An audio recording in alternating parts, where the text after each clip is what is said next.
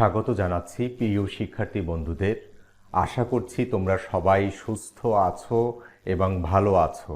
আমরা উৎপাদন ব্যবস্থাপনা বিপণনের যে ধারাবাহিক আমাদের লেকচার বা ক্লাস চলতেছিল, সেই ক্লাসের দ্বিতীয় পত্রের অষ্টম অধ্যায়ের বিপণন বিষয় নিয়ে আজকে আমরা আলোচনা করব। তো আবারও সবাইকে স্বাগত জানাচ্ছি আজকের পাঠ আয়োজনে।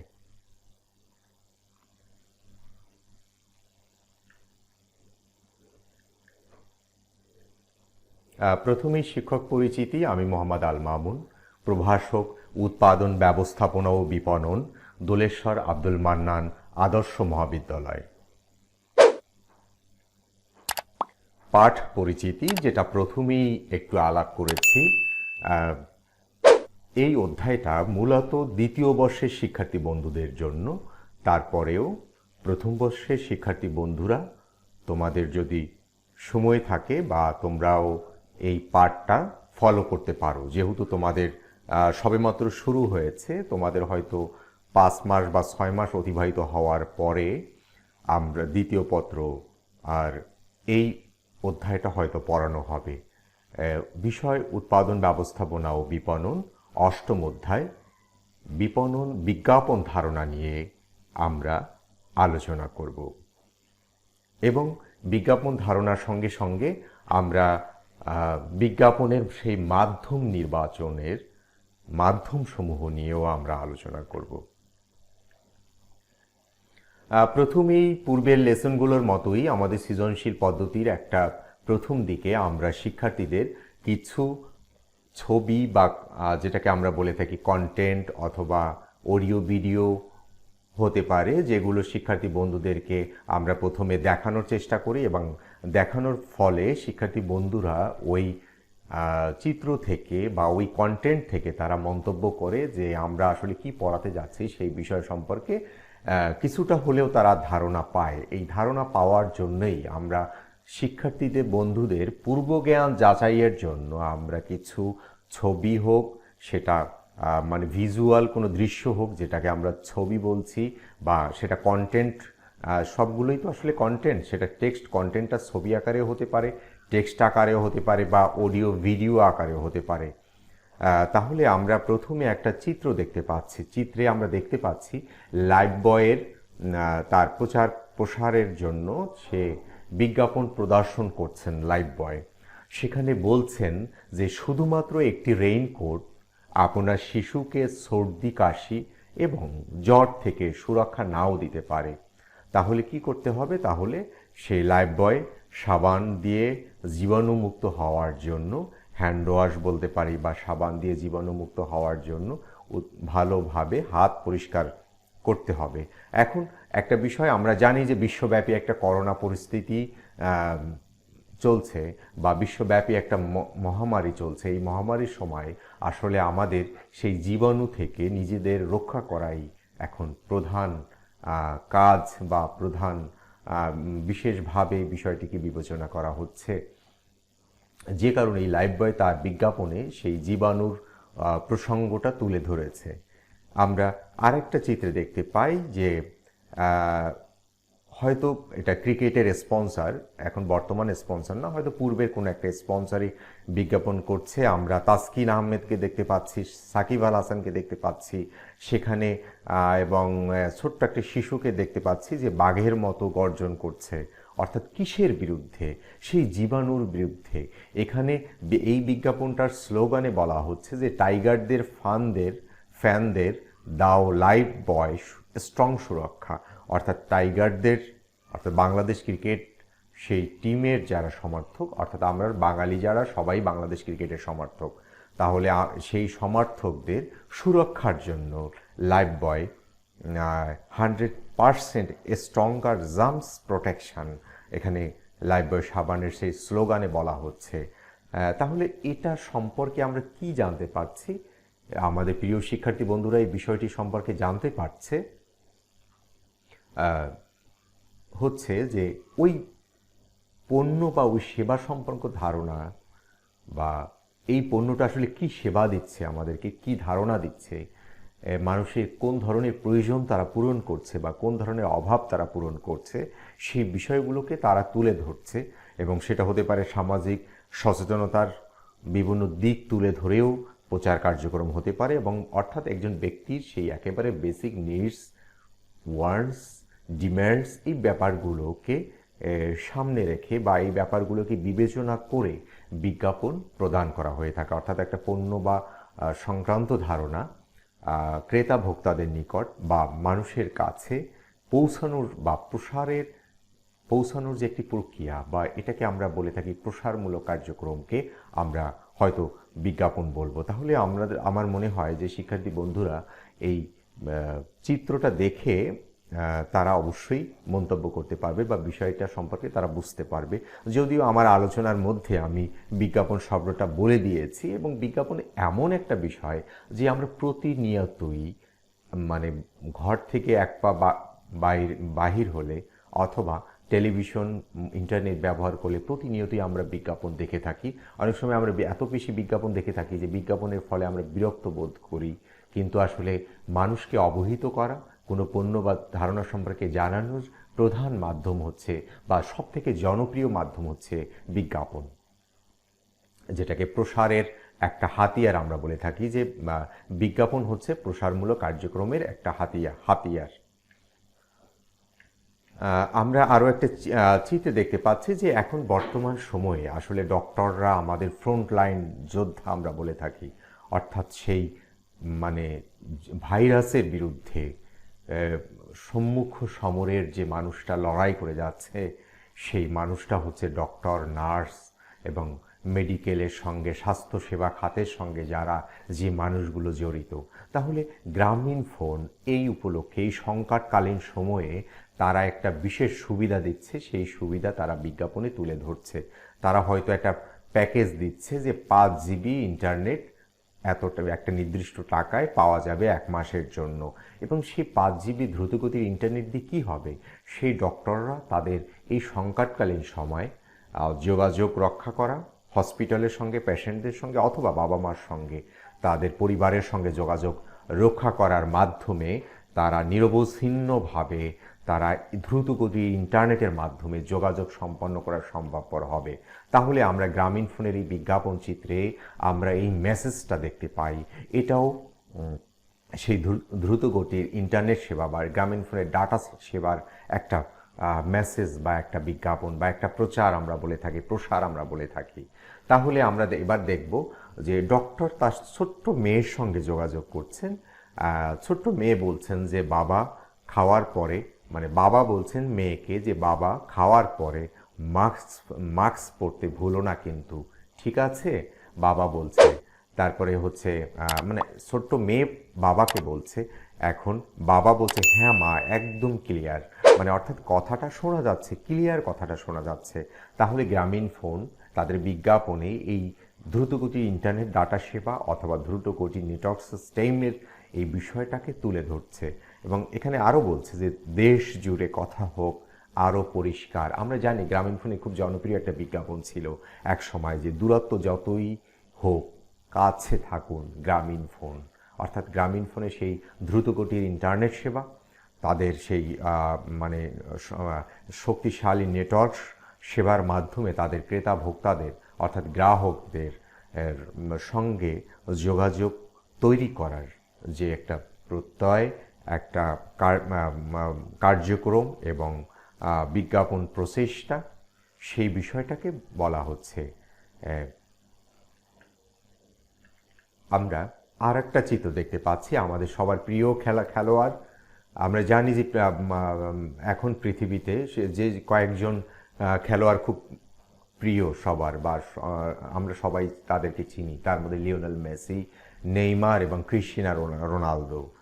এবং ক্রিস্টিয়ানো রোনালদো সেই ক্লিয়ার ইউনিলিভারের ক্লিয়ারের শ্যাম্পুর বিজ্ঞাপন করছেন, এবং সেখানে একটা ক্রিস্টিয়ানো রোনালদোর একটা স্বাক্ষর আমরা দেখতে পাচ্ছি। এটা আসলে ক্রিস্টিয়ানো রোনালদো সেই স্ট্রং মেসেজটা দিচ্ছে, অর্থাৎ ক্লিয়ার ম্যানের ব্যবহারের ফলে যে ক্রিস্টিয়ানো রোনালদো তার শক্তিশালী বা সে একটা কি বলা যায় যে একটা সতেজতা নিয়ে সে পূর্ণ উদ্যমে সে খেলা চালিয়ে যেতে পারছে সেটাকে বোঝানো হচ্ছে। আমরা আমাদের সবার প্রিয় সেই জামাল ভুঁইয়ার কথা জানিয়ে বাংলাদেশ ফুটবলকে সে অনেক কিছু দিয়েছেন এবং এখনও বাংলাদেশ ফুটবলে সেই অধিনায়কদের পথ সেই কান্ডারির মতো বাংলাদেশ ফুটবলকে এগিয়ে নিয়ে যাচ্ছেন যে প্রিয় প্লেয়ার আমাদের সে জামাল ভুঁইয়া বিজ্ঞাপনে ইউনিলিভারের বিজ্ঞাপনে বলছেন যে ফোকাস, অর্থাৎ সেই ক্লিয়ারম্যানের প্রতি ফোকাস হওয়ার জন্য, দৃষ্টি দেওয়ার জন্য সবাইকে এই সংকটকালীন অবস্থা তাদেরকে আরও বেশি সতেজ এবং মানুষের প্রয়োজন পূরণের জন্য ক্লিয়ারম্যান মানুষকে তাদের সেবা গ্রহণের জন্য বা ওই পণ্যটি ব্যবহারের জন্য আহ্বান করছেন। আমরা এবারে আরও একটি বিজ্ঞাপনে দেখি যে আমাদের সেই প্রিয় বলা যায় যে নায়িকা নুসরাত ফারিয়া সে কী করছে, সে ক্লিয়ারম্যানের বিজ্ঞাপন করছে এবং এখানে লেখা আছে আমরা দেখছি যে অ্যাক্টিভ অ্যাট এপিডার্মাল লেভেল, অর্থাৎ একেবারে মানে এটা দিয়ে বোঝাচ্ছে যে এটা অ্যাক্টিভ থাকে সব সময় বা একেবারে সেই বলা যায় যে সার্বক্ষণ অ্যাক্টিভ রাখে, আমাদেরকে সতেজ রাখে ক্লিয়ার, অর্থাৎ ক্লিয়ার শ্যাম্পু ব্যবহার করলে আমাদের সেই চুলের সজীবতা এবং সর্বোপরি আমাদের স্বাস্থ্যের এবং মনের সজীবতার কথা বলা হচ্ছে। আমরা এবার দেখব যে ক্লিয়ারম্যান আসলে তাদের প্রসারের মূলক কার্যক্রমে বা বিজ্ঞাপনে তারা কোন ধরনের তথ্য দিচ্ছে, মেসেজ দিচ্ছে যেটা মানুষের কাছে অর্থাৎ ক্রেতা ভোক্তাদের কাছে সহজেই পৌঁছচ্ছে। বলা হচ্ছে যে ক্লাস নেই অফিসও, নেই কোনো ডিস্ট্রাকশন, নতুন এই সময়টাকে কাজে লাগাও, বের করে আনো তোমার সেরাটা, ডেডিকেশন আর হার্ডওয়ার্ক দিয়ে তৈরি করো তোমার ডেস্টিনি। যখন সব কিছু থেমে আছে, থেমে থেকো না তুমিও, সময়টাকে ব্যবহার করো। পৃথিবী যখন আবার ঘুরে দাঁড়াবে, তুমি ফিরে এসো আবারও স্ট্রঙ্গার হয়ে, এক্সপ্লোর করো, স্কিল্ড বাড়াও, নিজেকে ভেঙে আবার গড়ো। তুমি ঘরে বন্দী নও, বরং তুমি আছো হোম গ্রাউন্ড অ্যাডভান্টেজে, বের করে আনো তোমার সেরাটা। আর এই সব কিছুর মাঝে ক্লিয়ার হেড, ফোকাস অ্যান্ড পৃথিবী যখন আবার ঘুরে দাঁড়াবে, দেখিয়ে দাও নতুন এক তোমাকে। তাহলে আমরা এটা দিয়ে কি বুঝছি যে আসলে ক্লিয়ার বলছে যে পৃথিবী আবার এই সংকট থেকে উত্তরণ ঘটবে, আবার মানুষ ঘুরে দাঁড়াবে। সেক্ষেত্রে আমরা আমাদের সজীবতার জন্য, একটু ফুরফুরে থাকার জন্য কিপ দ্য ক্লিয়ার হেড, আমাদের সেই মাথাটাকে বা আমাদের চিন্তাকে সতেজ রাখার জন্য ক্লিয়ারম্যানের প্রতি ফোকাস করো। পৃথিবী যখন আবার ঘুরে দাঁড়াবে তখন তোমার সেরাটাকে দেখিয়ে দাও। তাহলে এই বিজ্ঞাপনের মাধ্যমে আমাদের একটা উদ্দীপনা জাগাচ্ছে ইউনিলিভার তার ক্লিয়ারম্যানের মাধ্যমে। ক্রিস্টিয়ানো রোনালদোর কথা বলছি, তাদের মাধ্যমে মেসেজটা সারা বিশ্বের মানুষের কাছে পৌঁছচ্ছে। নুসরাত ফারিয়া বা আমরা সেই জামাল ভুঁইয়া, আমাদের প্রিয় ফুটবলার জামাল ভুঁইয়া মাধ্যমে এই মেসেজটা ইউনিলিভার দিচ্ছে মানুষকে। তাহলে এভাবে একটা পণ্য সংক্রান্ত ধারণা বা একটা সেবা সংক্রান্ত ধারণা সেই লক্ষ্যস্থিত বা টার্গেটেড পিপলদের কাছে বা টার্গেটেড কাস্টমার বা কনজিউমারদের কাছে পৌঁছে দেওয়ার সেই প্রক্রিয়াটা হচ্ছেই বিজ্ঞাপন। কাজেই এই আলোচনা থেকে একজন শিক্ষার্থী বন্ধু নিশ্চয়ই তোমরা বিষয়টা সম্পর্কে খুব ভালোভাবে অনুধাবন করতে পারবে, এতটুকু মানে প্রয়াস রয়েছে। আমরা আরও একটা বিজ্ঞাপনে দেখতে পাচ্ছি, আমরা জানি আমাদের সবার প্রিয় তারকা, প্রিয় অভিনেতা সালমান খানকে আমরা দেখতে পাচ্ছি। সালমান খান পেপসির বিজ্ঞাপন করছে এবং এই বিজ্ঞাপনটা বাংলায় ডাবিং করা, যেটা আমি শুনেছি, অর্থাৎ হয়তো ইন্ডিয়ার জন্য ব্যবহৃত হচ্ছে বা ওয়ার্ল্ডের বিভিন্ন দেশের জন্য ব্যবহৃত হচ্ছে এবং সেটা বাংলাদেশে আপামর জনগণের কাছে পৌঁছানোর জন্য ডাবিং করা হচ্ছে বাংলায়। এবং আমরা একটু দেখি বিজ্ঞাপনটা।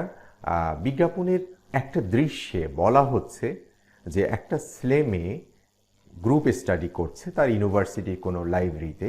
তো অন্য একটা শিক্ষার্থী বন্ধু এসে বলছে যে বায়োলজি কি দুজন ছেলে মেয়ে একত্রে পড়া যায়? তখন মানে ইনসার্ট করছে বা একজনকে ছোট করছে। আসলে সব পড়াশোনা, মেডিকেল সায়েন্স বলি আমরা, ফিজিক্স বলি, কেমিস্ট্রি বলি, উৎপাদন ব্যবস্থাপনা বলি, সব পড়াশোনা ছেলেমেয়েরাই কলেজ স্কুল লেভেলে গ্রুপ স্টাডি করে পড়ে। এটা আমরা জানি, এটা শিক্ষা মেথডের একটা অংশ যে আসলে সব ছেলেমেয়েরা সম্মিলিতভাবে অ্যাসাইনমেন্ট করবে, গ্রুপ স্টাডি করবে। সেক্ষেত্রে প্রতিবাদ করছেন, পেপসি খেয়ে একটা শক্তি সঞ্চার হচ্ছে এবং সালমান খান প্রতিবাদ করছেন সেই শক্তি পেয়ে। এবং সেই ছেলেটা যে ইনসাল্ট করেছেন সে শেষ পর্যন্ত ওই জায়গা থেকে ভয় পেয়ে চলে যান।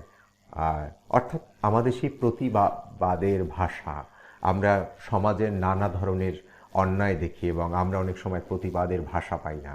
এবং প্রতিবাদ করতে হলে মানুষের মানসিক শক্তির প্রয়োজন, এবং সেই শক্তি আমাদের স্বাস্থ্য সুরক্ষা, নিয়মিত খাদ্যাভ্যাস এবং নিয়মিত সুস্থ একটা সমাজ থাকলেই আমরা অন্যায়ের প্রতিবাদ করতে পারবো, অন্যায় প্রতিবাদ করতে শিখবো সেই স্পৃহাটা।